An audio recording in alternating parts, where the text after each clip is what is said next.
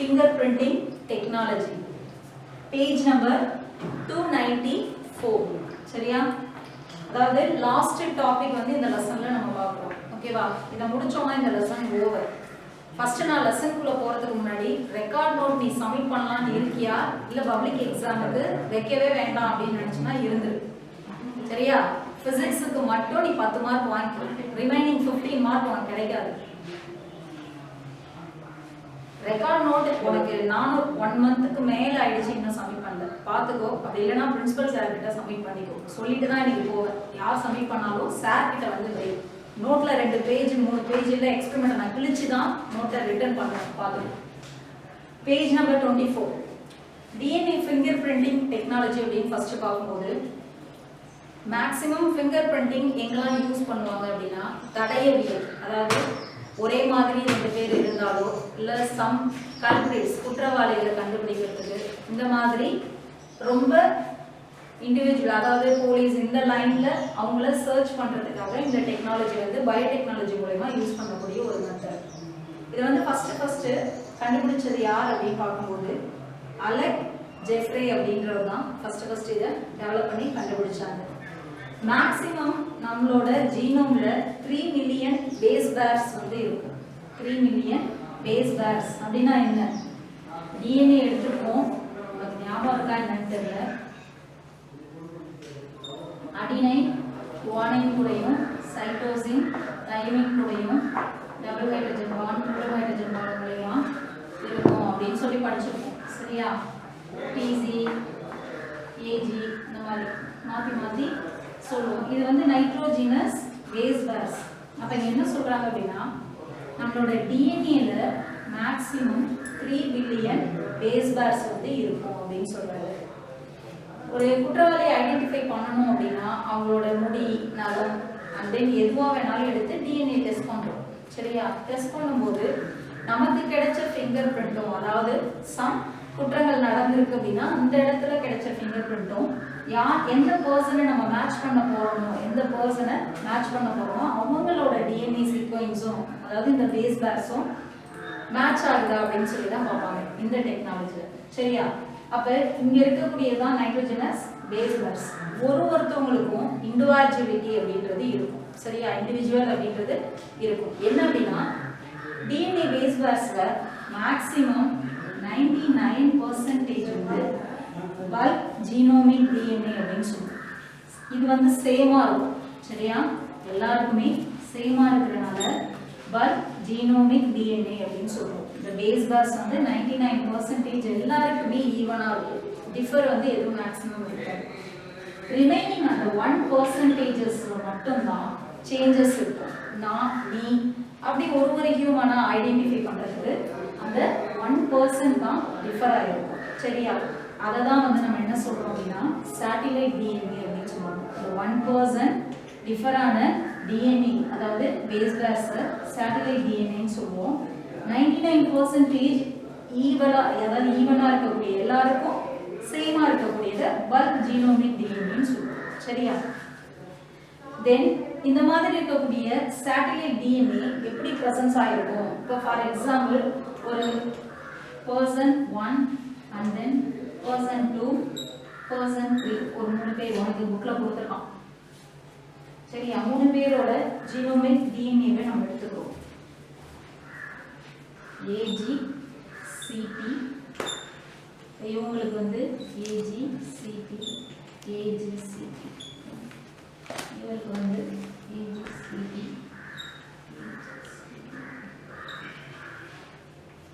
இங்கே நான் கேப் விட்டுருக்க இடத்துலலாம் வேற நைட்ரோஜினஸ் பேஸ் பேர்ஸ் இருக்குன்னு வச்சுக்கோ. ஃபார் எக்ஸாம்பிள் பர்சன் 1 அவங்களோட ஜீனோம்ல 99% சேமா தான் இருக்கும்னு சொல்லிட்டேன்.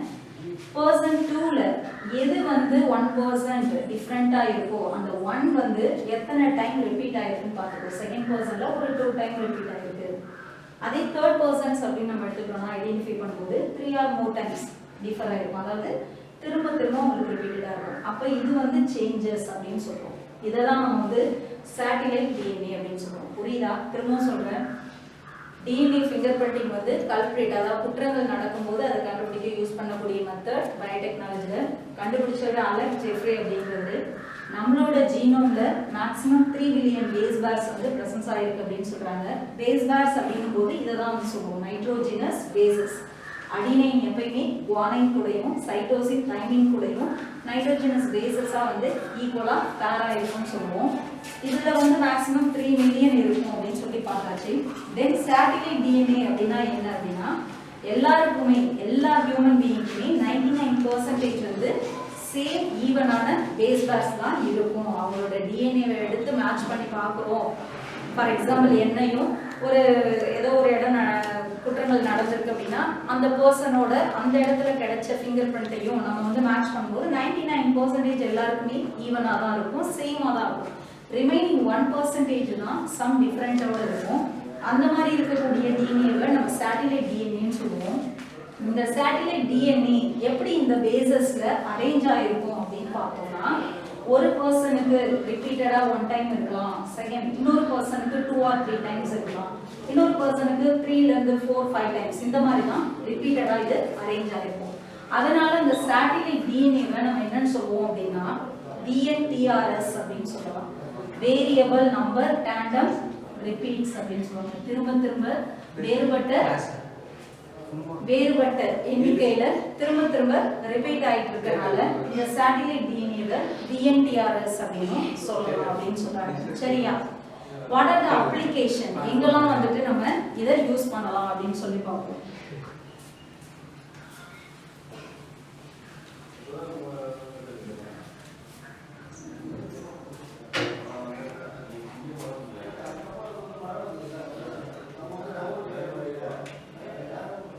டவுட்ஸ் இருக்கா சொல்லு.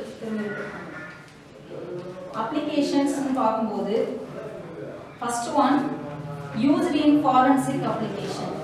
ஃபாரன்சிக் அப்படின்னா தடயவியல், குற்றங்கள் நடக்கும்போது கண்டுபிடிக்கிறது. சரியா? கிரைம் இன்வெஸ்டிகேஷன் பண்ணலாம், குற்றவாளிகளை கண்டுபிடிக்கிறதுக்கு யூஸ் பண்ணலாம் இந்த டெக்னாலஜியை.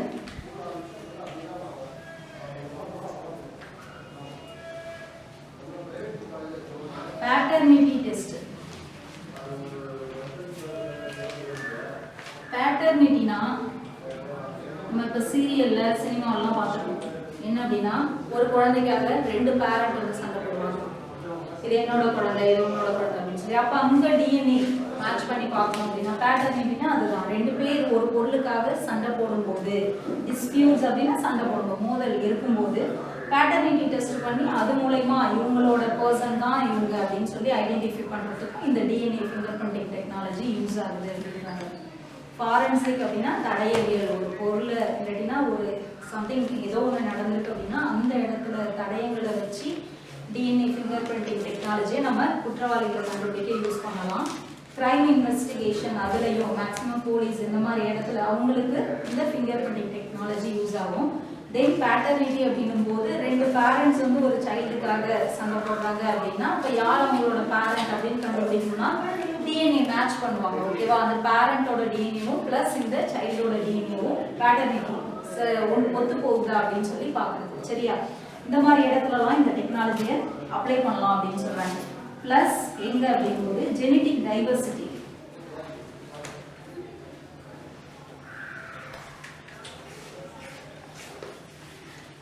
பாப்புலேஷன்,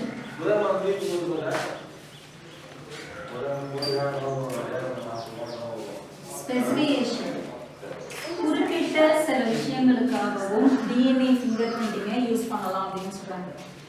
ஒரு மேக்ஸிமம் ஒரு பெரிய லெவல் வரைக்கும் போகும்போது ஒரு கல்பிரேட், அதாவது குற்றவாளிகளையோ இல்லை குற்றங்கள் நடந்த இடத்துலையோ கண்டுபிடிக்க முடியல அப்படின்னா குறிப்பிட்ட ஒரு விஷயத்துக்காகவும் இந்த டெக்னிக்கை எடுத்துட்டு வந்து நம்ம அப்ளை பண்ண முடியும் அப்படின்னு சொல்லியிருக்காங்க. சரியா? Then genetically modified organisms. Next topic. Genetically modified. நேம்லே எப்பயுமே மீனிங் இருக்கும். பயாலஜி சயின்ஸை பொறுத்த வரைக்கும் என்ன எழுதுறோமோ அதுலேயே அர்த்தம் இருக்கும். சரியா? Genetically means gene. ஓகேவா? எந்த ஆர்கனிசம்னாலே நான் நிறைய டைம் சொல்லிட்டேன். Plants, animals, human, then microbes. எல்லாமே அடங்கிடும். ஆர்கானிசம் அப்படின்னு சொல்லிட்டாலே பயாலஜில எல்லாத்தையுமே ஒரு லிவிங் ஆர்கானிசம் அப்படின்ட்டாலே பிளான்டா இருக்கலாம், அனிமலா இருக்கலாம், ஹியூமனா இருக்கலாம், மைக்ரோப்ஸா இருக்கலாம் அப்படின்னு தான் நீங்க மீன் பண்ணணும். ஸோ ஜெனட்டிக்கலி மாடிஃபைடு அதோட ஜீன்ல சம் சேஞ்சஸ். அப்போ இந்த லெசன்ல நம்ம ஸ்டார்டிங்ல இருந்து பார்த்தது அதுதான். அப்படி தானே பிளான்ட்ஸ்ல என்னெல்லாம் இன்க்ளூட் ஆகும் ஒரு லெசன் எடுத்தோம் சரியா? ஒரு பிளான்ட்ல growth அதிகப்படுத்துறதுக்கு, தென் டைவர்சிட்டி அதிகப்படுத்துறதுக்கு, ஈல்டு அதிகப்படுத்துறதுக்கு ரைஸ் அண்ட் தென் வீட் வெரைட்டியில் என்னென்னலாம் நம்ம மாடுலேஷன்ஸ் பண்ணோம், அந்த ஜெனட்டிக்காக அந்த ஜீனை வந்து அதோட கேரக்டர்ஸை சேஞ்ச் பண்ணி கொடுத்தா என்ன பெனிஃபிட்ஸ்லாம் இருக்குன்னு சொல்லிட்டு அந்த ரிசன்ஸில் பார்ப்போம். அப்போ இந்த மாதிரி உருவாக்கக்கூடிய பிளான்ட்ஸ் எல்லாத்தையுமே நம்ம என்ன சொல்லலாம்? ஜெனட்டிக்கலி மாடிஃபைட் ஆர்கானிசம்ஸ்னு சொல்லலாம். அதே மாதிரி அனிமலில் என்ன பார்த்தோம் ஞாபகம் இருக்கா அவனுக்கு? ஹார்ஸையும் டாங்கியும் மேட்ச் பண்ணி மியூல் அப்படின்ற ஒரு அனிமலை உருவாக்கும் சரியா? அதாவது டாங்கி ஒரு கேரக்டரா இருக்கும், ஹார்ஸ் ஒரு கேரக்டர். ஹார்ஸ் அப்படின்றது ஃபாஸ்டா ஓடுறதுக்கு, டாங்கி அப்படிங்கும்போது பொதி சுமக்கிறதுக்கு. அப்ப இந்த ரெண்டு அனிமலையுமே ஜெனட்டிக்கலா சம் சேஞ்சஸ் பண்ணி மியூல் அப்படின்ற ஒரு ஆர்கானிசத்தை பயோடெக்னாலஜி மூலமா உருவாக்கணும். ஞாபகம் இருக்கான்னு தெரியும். ஓகேவா? இந்த கிளாஸையும் பார்த்தோம். தென் அடுத்தது ஜீன் குளோனிங் அப்படின்னு எடுக்கும்போது ஹியூமன்ஸ்ல மாடிஃபிகேஷன்ஸ் நடக்கும். அடுத்தது மைக்ரோப்ஸை இன்புட்டாக பிளான்ட்ஸில் கொடுக்கலாம். ஸோ அப்போ எதை ஒன்று பயோடெக்னாலஜி மூலயமா ஜெனட்டிக்கலாக அதோட ஜீனில் போயிட்டு சம் சேஞ்சஸ் பண்ணி உருவாக்குறோமோ அந்த ஆர்கானிசம்ஸ் எல்லாமே ஜெனட்டிக்கலி மாடிஃபைட் ஆர்கானிசம்ஸ். அப்போ இங்கே எல்லாமே அடங்கும். பிளான்ட்ஸ், அனிமல்ஸ், ஹியூமன்ஸ் எல்லாத்தையுமே நம்ம இன்புட்டாக கொடுக்கணும்னு சொல்கிறாங்க. சரி, ஓகே. லாஸ்ட் பேஜ் வா, page number 346.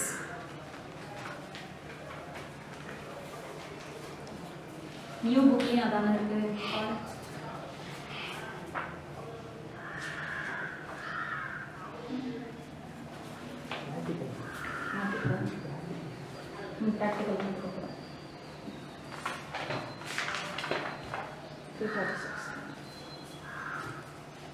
Practical remaining 4 எக்ஸ்பெரிமெண்ட்டை note பண்ணிக்க.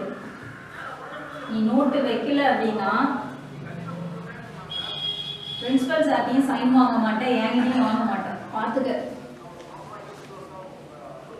நெக்ஸ்ட் கிளாஸ் நான் வரும்போது எல்லாரோட நோட்டும் இருக்கும்.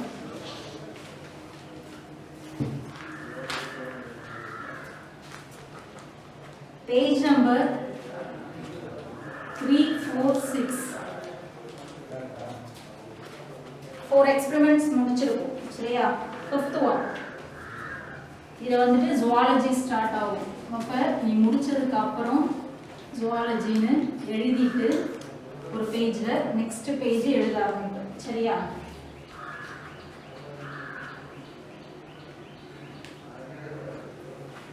ஹெட்டிங்,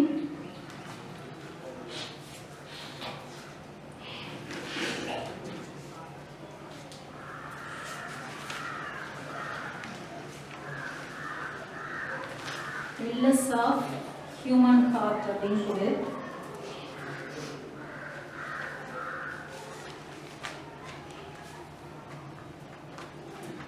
எனக்கு வீடியோ ஒழுங்கா தெரியல, நீங்க கிளாஸ் எடுத்தது புரியல, ஏதாவது கதை சொன்னேன்னு வச்சுக்கோ ஃபோன் பண்ணி. ஒன்று கிளியரா தான் இங்கே வச்சிருக்காங்க ஃபோக்கஸ் ஆகிற மாதிரி. ஒழுங்கு மரியாதை எல்லாரும் நோட் பண்ணிட்டு எனக்கு நோட்டை கொண்டு வந்து வெய் நெக்ஸ்ட் வீக்ல.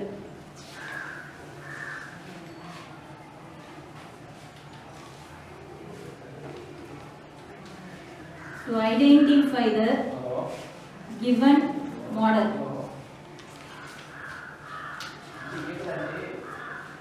Aimed. Then identification.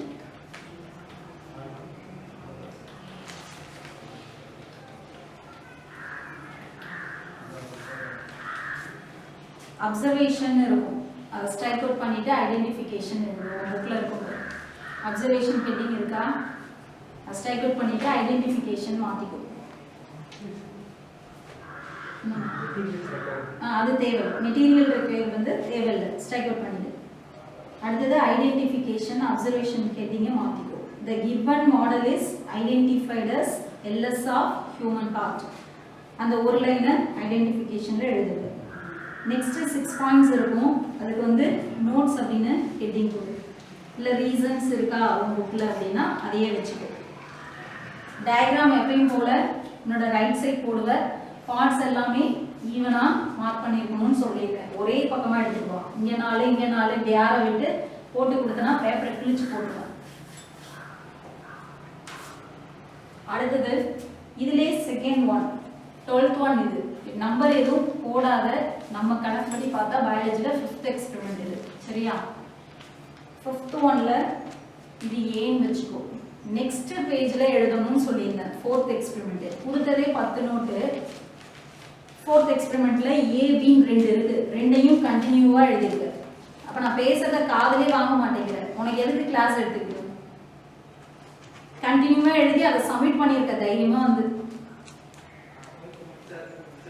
B experiment அப்படின்னும் போது அடுத்த பேஜில் தான் இருக்கணும்னு சொல்லிட்டேன். ஒரு பேஜுக்கு ஒரு எக்ஸ்பெரிமெண்ட் தான். 5th ஒன்லேயே அடுத்தது பி அப்படின்னு இருந்தாலும் நெக்ஸ்ட் பேஜில் ஃப்ரெஷ்ஷாக ஸ்டார்ட் பண்ணு. கிளாஸில் நிறைய வாட்டி சொல்லியாச்சு. LS of human brain.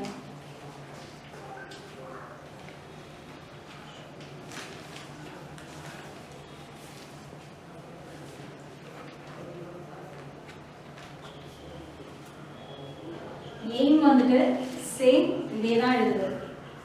To identify the given model. பிரைனும் ஹார்ட்டும் மாடலாக தான் வைப்பாங்க. ஸோ எய்ம் வந்து நீ அதை கண்டுபிடிக்கணும், அவ்வளோதான். அப்போ சேம் எய்ம் தான் இங்கேயும் வரணும். நோட் பண்ணி வச்சுக்க. சேம்னு பக்கத்தில் எழுதியாவது வை.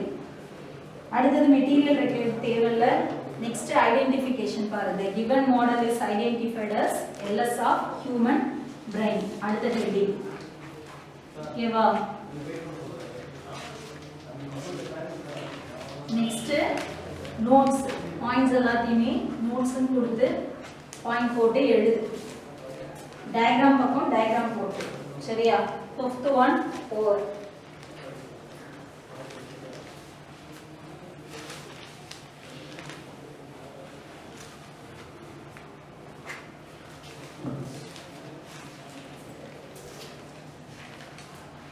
Sixth experiment.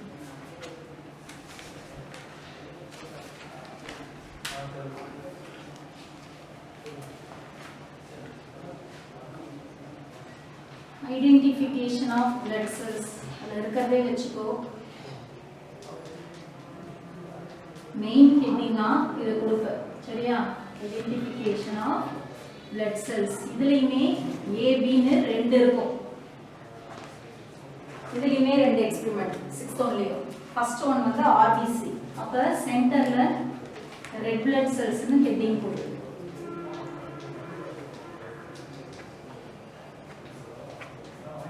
சரியா? RBC டயக்ராம் வந்து என்ன பண்ணணும் அப்படின்னா பக்கத்தில் பென்சிலில் நோட் பண்ணி வச்சுக்கோ. புக்கில் இருக்கிறபடி போடாத.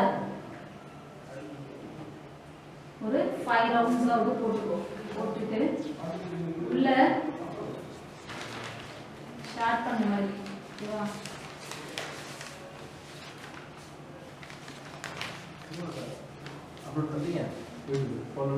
அது போட்டோம். 12th போட்டாச்சு. 11th தான் பாப்போம் பண்ணிருக்கேன். பண்ணியாச்சு. எக்ஸ்ப்ளோர் பண்ணிருக்காங்க.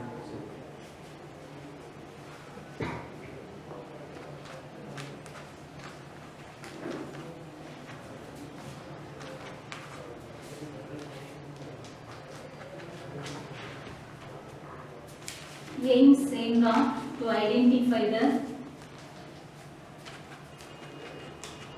given slide. மாடல் கிடையாது. நம்மள்ட்ட RBC WBC வந்து ஸ்லைடா தான் இருக்கு. அதனால given slide மாத்திக்கிறேன். then material record தேவையில்ல. first 2 line அதுவும் தேவையில்ல. அடுத்தது identification. the given slide is identified as red blood cells. ஓகேவா? நெக்ஸ்ட் வரக்கூடிய 5 points நோட்ஸ்னு எழுதிக்கோ.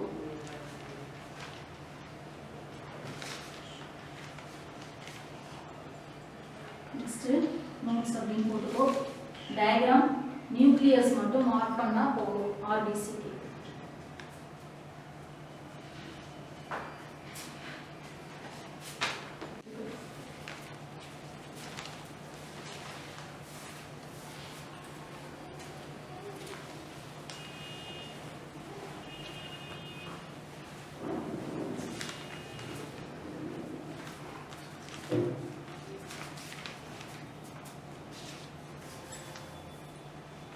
then next page la அடுத்த experiment white blood cells.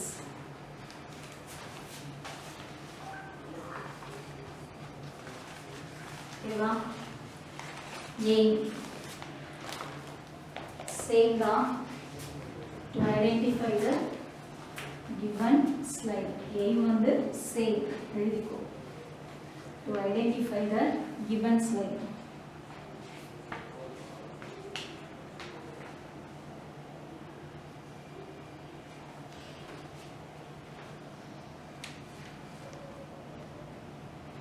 Next identification. Heading இல்லாம இருக்குது. The given slide is identified as white blood cells. Heading மேல எழுதிக்கோ. Identification.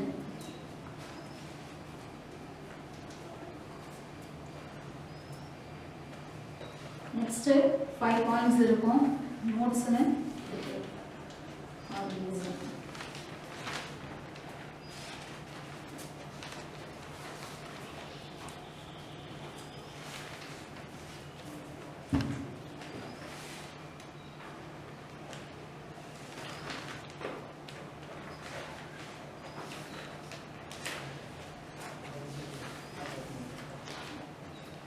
page number 205 ல பாரு உள்ள புக்குல 205 ல டயகிராம் நீட்டா இருக்கும் சரியா WBC யோட டயகிராம் வந்து page number 205 ல இருக்கு monocyte lymphocyte neutrophil eosinophil நீட்டா இருக்கும் சரியா அத பார்த்து டயகிராம் WBC க்கு போடணும் page number 205 நோட் பண்ணிக்க அதுல அது சொல்லுங்க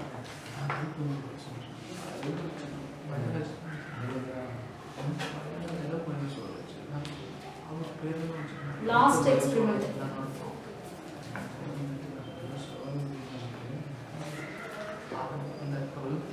நம்ம டைப் பண்றோம்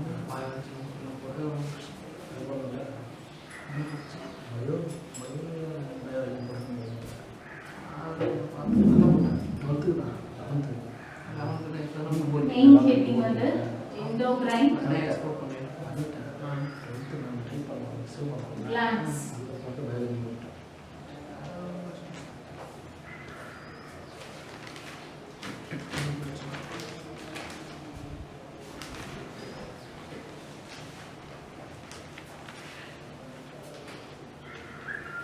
டோட்டலா இந்த எக்ஸ்பெரிமென்ட்ல ரெண்டு கிளாண்ட்ஸ் பத்தி சொல்லிருப்பாங்க சரியா இதுலயுமே ரெண்டு வரும் கண்டினியூ பண்ணி எழுதாத ஒண்ணு முடிச்சதுக்கு அப்புறம் அடுத்த பேஜ்ல pancreas தனியா thyroid gland தனியா எழுதணும் சரியா thyroid gland மெயின் ஹெட்டிங் கொடுத்துக்கோ எய்ம் வந்து இதுல இருக்கிறது தேவையில்லை ஸ்ட்ரைக் அவுட் பண்ணிடு மெட்டீரியல்ஸ் இருக்கு ஸ்ட்ரைக் அவுட் பண்ணிடு third one identification கொடுத்துட்டாங்க பாரு அத வந்து aim அப்படினு மாத்திக்கோ ஐடென்டிஃபிகேஷன் இருக்கா அத ஹெட்டிங்க சேஞ்ச் பண்ணி aim கொண்டு வா identify the flagged endocrine gland like its location the hormone secreted and its function இதுதான் வந்து aimல இருக்கும் செகண்ட் பாரு ஐடென்டிஃபிகேஷன் கீழ இருக்கும் thyroid gland னு உனக்கு கீழ ஒரு லைன்ல ஐடென்டிஃபிகேஷன் இருக்கா அத சேம் அப்படியே கண்டினியூ பண்ணிக்கோ தென் third heading location சேம் அதேதான் எந்த சேஞ்சஸும் இல்ல அப்படியே எழுதிக்கலாம் தென் ஹார்மோன் secreted அந்த ஹெட்டிங்ஸும் இன்க்ளூட் பண்ணிக்கோ தென் ஃபங்க்ஷன்ஸ் ஆஃப் ஹார்மோன் ஓகேவா எய்ம் மட்டும் தான் சேஞ்ச் பண்ணிருக்கோம் இந்த எக்ஸ்பெரிமென்ட்ல ஐடென்டிஃபிகேஷன் மேல third ஹெட்டிங்கா இருக்கும் அத வந்து எய்ம்னு சேஞ்ச் பண்ணிக்கோ மத்த எல்லாத்தையும் கண்டினியூ பண்ணி அப்படியே எழுதிடுற டயகிராம் வந்து இந்த எக்ஸ்பெரிமென்ட்க்கு ஒரு வாட்டி போட்டா போதும் pancreas ஒன்னு thyroid ஒன்னு ரெண்டு கொடுத்திருக்காங்க ஆனா நீ வந்து இந்த மேன் டயகிராம் வந்து thyroid gland-க்கு நேரா போட்டா போதும் ஒரு வாட்டி மட்டும் டிரா பண்ணா போதும்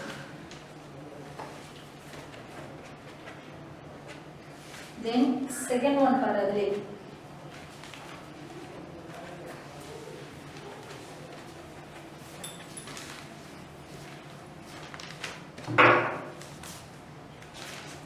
pancreas சென்டர்ல ஹெட்டிங் கொடுத்துக்கோ ஸ்ப்ரெட்ஸ் ஆஃப் லங் அதெல்லாம்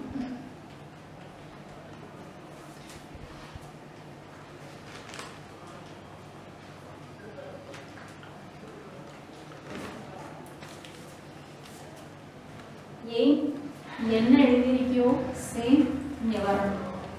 ஞாபகம் வச்சுக்கோ. எய்ம் தைராய்டுக்கு நம்ம என்ன எழுதணுமோ அதே எய்ம் தான் பேன்க்ரியாஸுக்கும் வரணும்.